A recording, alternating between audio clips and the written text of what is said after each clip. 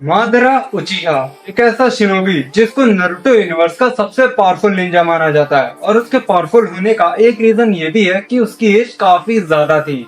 और अगर दूसरी तरफ हम बात करें इताची उचिहा की तो वो काफी कम एज में सबसे स्ट्रॉन्गेस्ट शिनोबी बन गया था और शायद इसी वजह से नारुतो सीरीज के ज्यादातर फैंस उसके दीवाने हैं। बट इस बीच ये सवाल आता है कि मादरा और इताची इन दोनों में से स्ट्रॉन्गेस्ट कौन है, लेकिन ये जानने से पहले हमें ये दोनों के बेसिक्स जानने होंगे। मादरा उचिहा नारुतो यूनिवर्स का सबसे स्ट्रॉन्गेस्ट शिनोबी और ऐसा कहा जाता है कि उसके जैसा शिनोबी आज तक कोई पैदा नहीं हुआ और ना ही पैदा होगा। ये बात तो हर कोई जानता है, लेकिन क्या तुम्हें ये बात पता है कि मादरा को भी पीस पसंद थी, यानी कि मादरा को भी शांति पसंद थी और उस पर लड़ाई झगड़ा बिल्कुल भी पसंद नहीं था। पर जब वो अपना स्टोन टेबल पढ़ता है जो कि सेज ऑफ सिक्स पाथ ने बनाई थी, तब उसको ऐसा लगता है कि पीस पाने का सिर्फ एक ही रास्ता है और वो है पूरी दुनिया को गेनजुत्सु में डाल दो। इसके बाद मादरा उचिहा निकल जाता है इनफिनिट त्सुकुयामी को ढूंढने के लिए, लेकिन वो वहाँ से हाशिरामा के साथ वॉर बैटल में आ जाता है। लेकिन ट्विस्ट ये है कि मादरा वहाँ पर मारा जाता है। वो इजुनामे का यूज करके फिर से जिंदा हो जाता है और उसको इस बार हाशिरामा का सेल भी मिल जाता है। इसी के बाद मादरा को तबाही का देवता माना जाता है। मादरा ने निंजुत्सु, गेनजुत्सु और ताइजुत्सु में मास्टर किया था और हाशिरामा को हराने के बाद वो उसका सेल निकालकर खुद के अंदर ही ट्रांसप्लांट कर लेता है, जिसकी वजह से उसको किसी डॉक्टर की भी जरूरत नहीं पड़ती।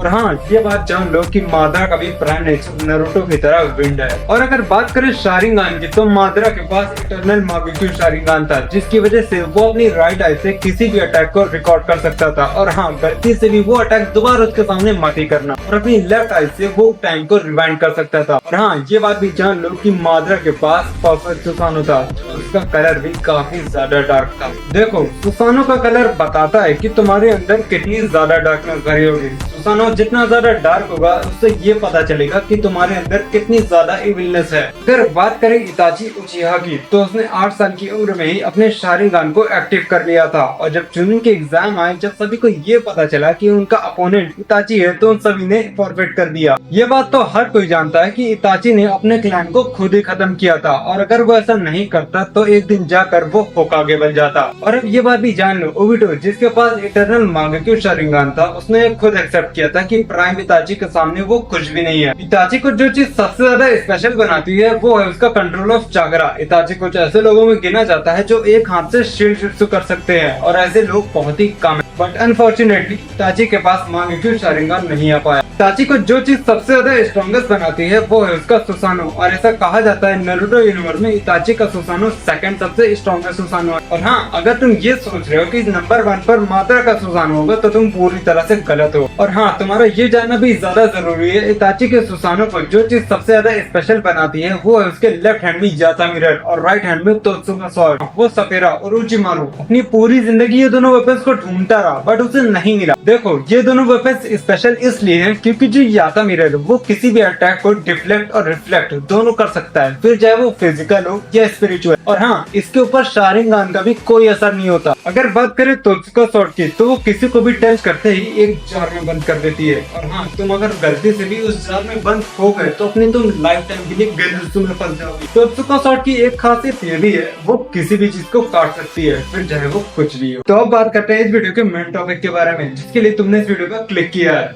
अगर मादरा और इताची को आपस में लड़ाया जाए तो दोनों में से कौन जीतेगा? और जहां तक मुझे लगता है ज्यादातर लोगों को इस सवाल का जवाब पता होगा। देखो, मादरा के सामने इताची का जीतना बहुत ही ज्यादा मुश्किल है, लेकिन अगर हम ये सोचे क्या इताची किसी तरह मादरा को हरा सकता है, तो इसका जवाब है हाँ। इससे बहुत से तरीके हैं जिसकी वजह से इताची मादरा को हरा सकता है, जिनमें से एक तरीका ये भी है, अगर इताची अपने फादर की आंखों को अपनी आंखों में ट्रांसप्लांट कर लेता तो वो इटर्नल मागेक्यू शारिंगान यूज कर सकता था। और ये बात तो हर कोई जानता है कि मादरा के पास चाकरा की कोई कमी नहीं थी, वो चाहे तो लगातार 24 घंटे शारिंगान को भी यूज कर सकता था। और हाँ, एक और तरीका है जिसकी वजह से इताची मादरा को हरा सकता है। इताची ने जो ससुई की आंखों को खुद के अंदर ट्रांसप्लांट करा था, जिसकी वजह से वो कोतोआ मात्सुकामी का भी यूज कर सकता है। अगर वो ऐसा यूज करता तो वो मादरा को बहुत ही इजीली हरा सकता था, बट उसने कभी उसको यूज किया नहीं।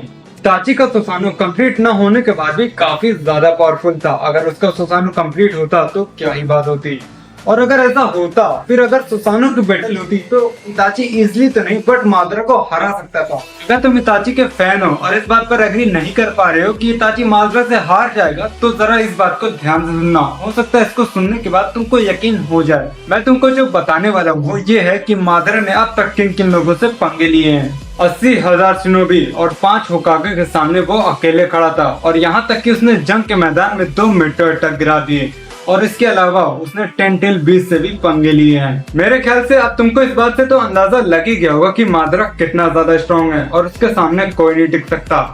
वेल, अगर वीडियो यहाँ तक देख रहे हो तो प्लीज सब्सक्राइब कर लेना, नीचे लाइक का भी बटन है उसको भी दबा देना।